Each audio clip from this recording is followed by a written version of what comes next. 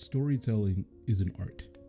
To tell a story is to immerse those who engage in it into a world not their own and make them believe in it just as much as they believe in theirs. Your world has to make sense. Your characters have to feel real. They have to develop. They have to have an arc. Their actions have to make sense, not just to the viewer or the reader, but in the world they exist in. Their enemies and obstacles have to feel imposing for what they are. Their failures must hurt, and their victories must be earned. Most of all, their adventures have to come to a satisfying conclusion.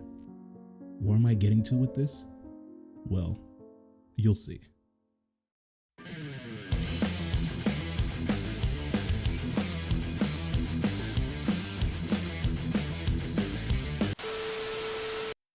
Hey guys, what's up? If you've seen my videos before, thank you and welcome back. First things first though, this video is not going to be my review of the show. This is just me telling you why the show fails at a lot of things, at least when it comes to adapting the major themes and point of the comic. This is also not going to be my review of season 3 of The Boys. That might come later. What this is something of an analysis of how The Boys fails at telling the right story. Truthfully, as the show goes through the seasons, I think it fails at almost everything past the general concept of being engaging. Everything outside of Homelander, at least. And honestly, Homelander's departure is really the best part, despite what the comic had to offer there. I'll get to Homelander in another video, because as the central draw of the show, he deserves his own focus.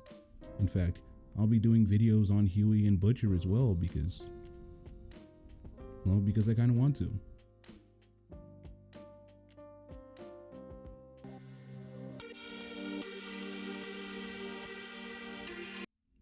Anyway, getting to the actual point, I'm just going to put it plain and simple. More happens. No matter who you are or what your opinion on the show is, there is one fact you have to admit. More happens in the comics. More characters are involved, much larger stories are created. The boys themselves are much more fleshed out as characters. Hell, I would even say the comic has more of a right to be called The Boys.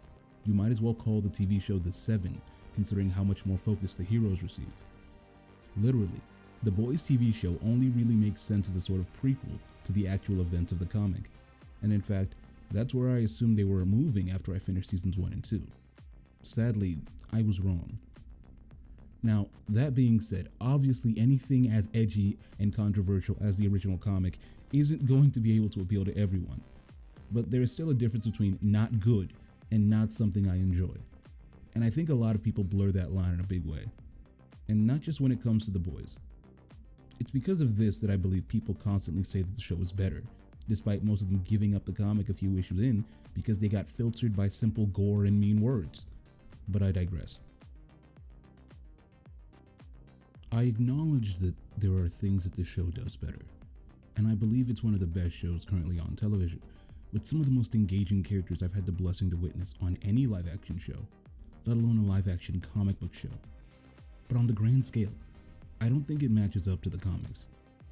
Now, Garth Ennis can get carried away at times, and The Boys as a comic is something that you can tell pretty early on if it's for you or not. Overall though, I'd say the man is a genius when it comes to showing the disgusting realism of the world he's created through exaggeration, very Tarantino-ish in a way. However, what he doesn't fail is one of the most important things you can do in work like this. That is, making his characters actually competent. Now, don't get me wrong, for all their faults, and boy do they have faults, Butcher and the Boys are some of the most competent sons of bitches you'll ever witness. Their own skills on top of their Compound V given superpowers make the Boys something like black trenchcoat wearing lawnmowers, tearing down fields of dumb soups. Some might even say that the Boys are too competent sometimes, in fact, but that's another gripe of mine. That is in the comics. The show, however, not so much. The show went a different route by having them not take any Compound V, and that's fine for me. It makes the show a good bit more interesting. But really, they should be smarter and more resourceful than they are in order to go against the soups. Otherwise, when they face a soup and somehow survive, it feels like a classical TV trope with plot armor out the ass.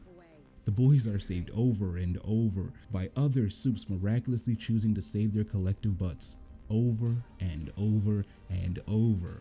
3 season finales in a row. Now, I get it.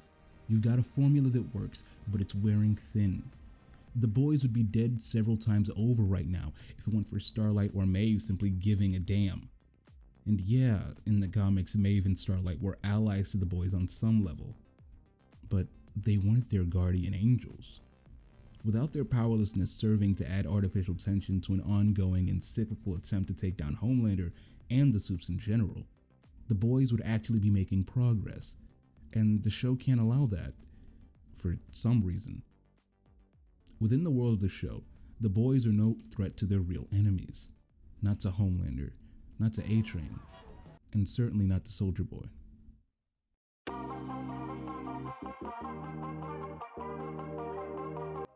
On another note, I think a major point of the Boys TV show is the media and how superheroes are represented culturally. Homelander's PR obsession, Soldier Boy being a cultural icon, all the ads we see of A-Train everywhere. Seriously, it's like a drinking game. Try to spot how much product placement there is of A-Train in the first episode of season 1 alone. This aspect of the boys is especially notable given that Starlight is chosen to join the Seven due to her social media likability and general public appeal, rather than her ability or any sort of raw power. Yeah, exactly. You're already up 2.5 points with Midwesterners and conservative Christians in 18 to 49. It's a sharp departure from the harsh, cynical reason she was chosen in the comics to join the Seven. There, she was picked purely for her sex appeal and innocence, so that the male members of the team could find pleasure in sexually assaulting her and making her feel terrible. Granted, in the show that still happens anyway, in a much less traumatizing way, but still. Poor Annie January. Continuing the point, a good chunk of the Seven within the universe of the boys seem to be chosen for marketability or attractiveness rather than their superhuman feats. In the comic, the Seven, with the exception of A-Train and Starlight, were all created by injecting unborn fetuses with Compound V for the purpose of creating far stronger soups than average, with Homelander being a success far beyond what they expected. In the show, however, the Seven, with the exception of Homelander, were all just normal babies injected with V, not too far exceeding the average soup in strength, really, with Maeve being the sole standout. When you look at Starlight, Translucent, the Deep, or even Lamplighter, far from the strongest or most powerful soups implied to exist in the show, they seem to be where they are in the Seven simply because they were able to be marketed the best. It's an interesting take for the show, but it's kind of disappointing compared to the Seven being the raw nuke in human form, able to slide their fingers through titanium, pure monsters that they were in the comics. Hell, A-Train in the comic was implied to consider Mach 3 a casual run, where in the show, the less powerful speedster considers Mach 1 as something of a record, at least for a short race. I get that weakening the characters somewhat for live action purposes is necessary, and limiting their abilities to add some level of variety is understandable, but it seems to forget the point of what the Seven are supposed to be: the strongest and most powerful of all the soups. Earth's most mighty, champions of the innocent. Despite their relative lack of ability, the Seven, and honestly all the other soups in the show, seem more like killing machines than in the comics, oddly enough.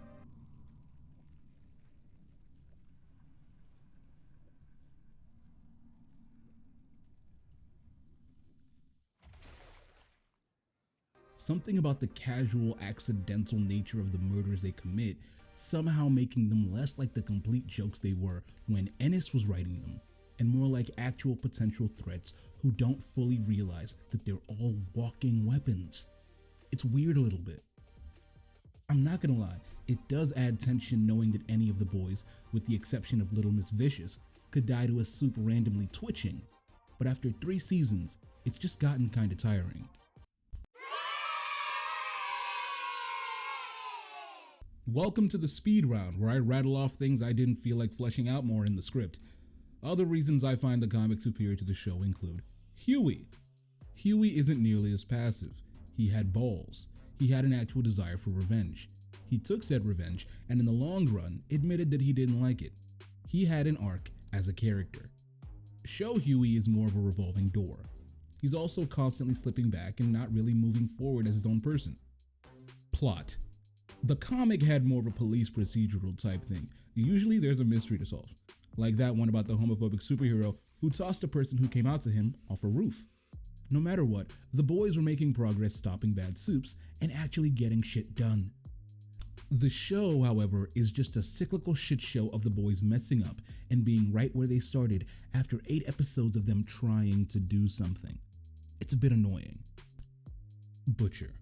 Butcher is actually nice to Hughie in the comics to a certain extent. He treats him like an actual younger brother and wants to help him grow, despite having his own ulterior motives.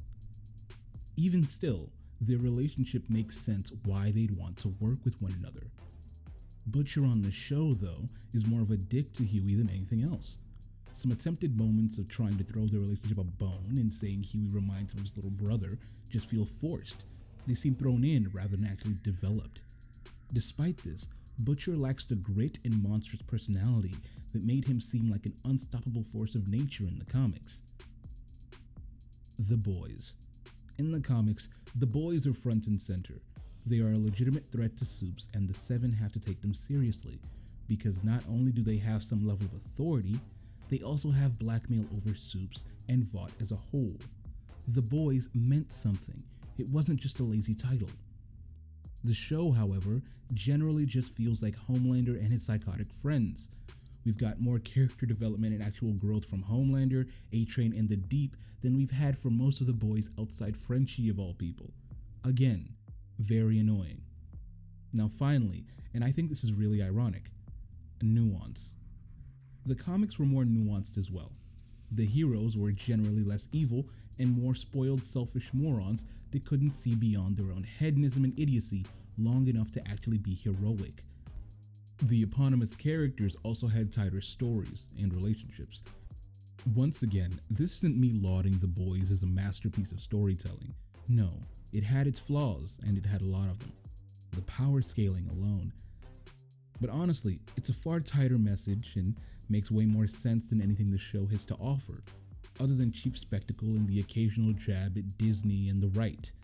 After 3 seasons, the show has just failed to go anywhere at all. The boys are constant failures and have literally been following Vaught's lead on just about everything. Hell, the boys are supposed to represent the fact that they're just using violence and their own strength and machismo to attack a world of powerful people that have hurt them personally. But the boys, TV, can't even give them that much satisfaction. Instead, the boys are all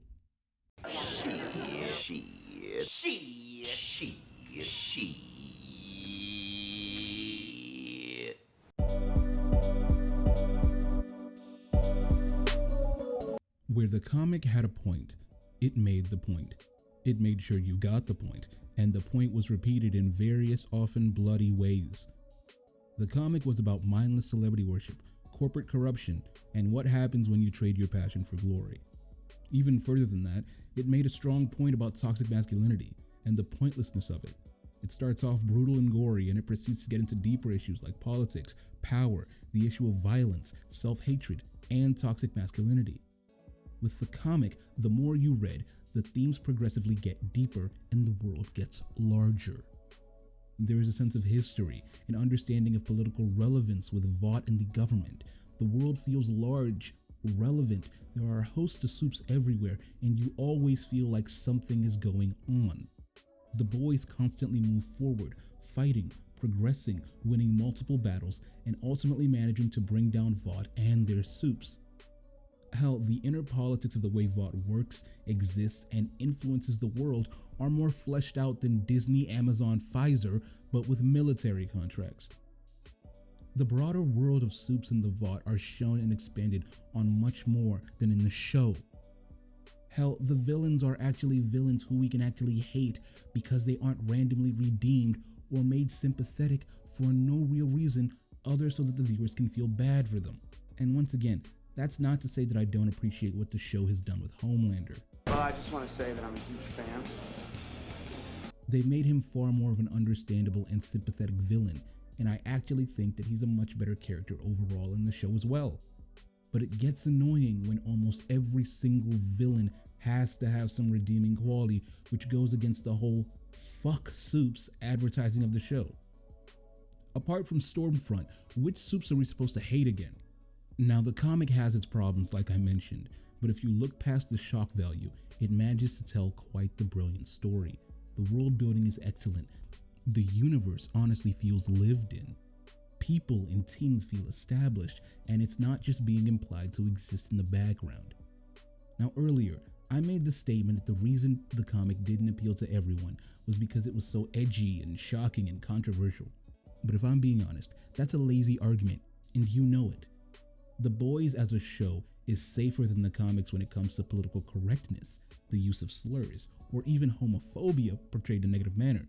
But when it comes to actual shocking content, the show has as much of that as it does of the comics plotline. You have a literal Nazi, a frickin' Ubermensch killing black people and other minorities on screen, but that's not messed up, right? As long as they don't say the N-word, it's not shocking or bad like what the comics would portray, right? There's gore and viscera every episode, but that's just to tell a story, right? Hughie punches through a guy, but that's just his character arc, and it has to be referenced, you know?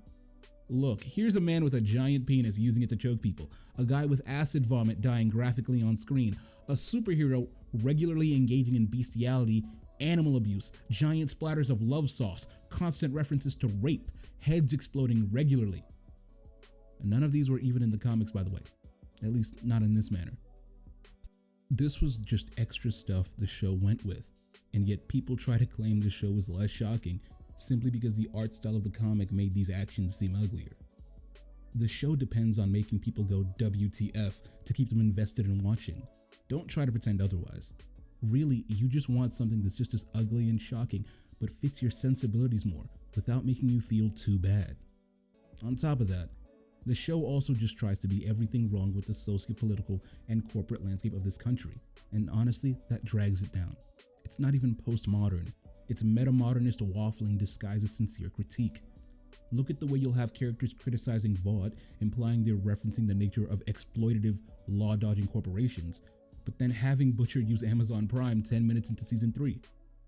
On the topic of Season 3, like the comic, the show even tries to talk about toxic masculinity. One would think the politics in the show might somehow be able to be approached more subtly than Ennis attempted, but amazingly, it's even more surface level than anything else in the comics. Hell, that's without getting into the more annoying aspects of it. So are you into any things that, kids are into? Yeah. Like, NBA 2K? PewDiePie? What's that? Really, the world of The Boys on Amazon feels limited, tiny, and honestly, weirdly status quo. An example of this can be seen in how the boys are somehow on the run from the government and Vought for a year, but A-Train can find Huey and Annie driving down a random street in New York on a whim, simply by bothering to look. Well, that's just lazy writing.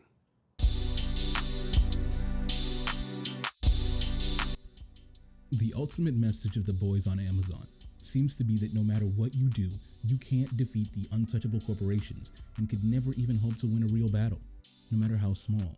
Vought is clearly a stand-in for Amazon, Disney, Marvel, but somehow also in only Fox News. It seems like they only want to go so far with their point of Vought being the bad guys to the extent that it fits their politics, despite brutally and constantly attacking their parent company. The mainstream media loves Homelander and is entirely in Vaught's pocket, but Homelander's biggest fans are alternative media dudes.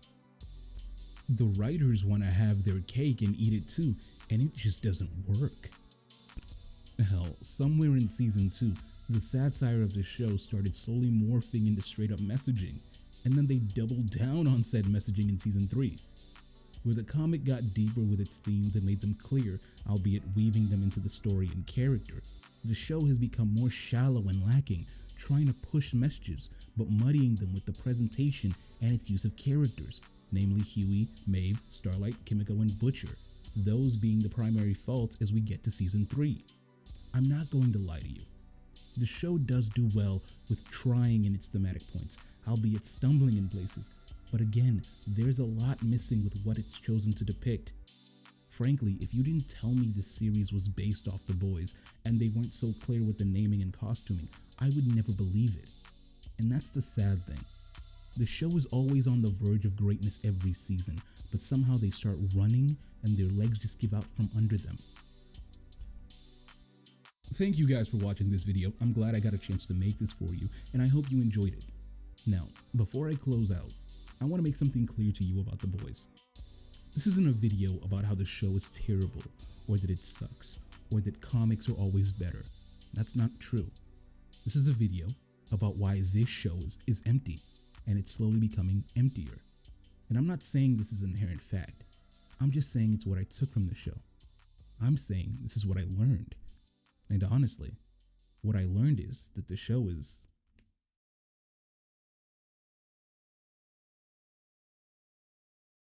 Hey guys, it's Poe here. I just wanted to tell you that I'm working on some more videos, but I want you guys to help me decide on what I should work on next. I really want to do more. I want to show you guys that I can actually make better videos, and not just podcast.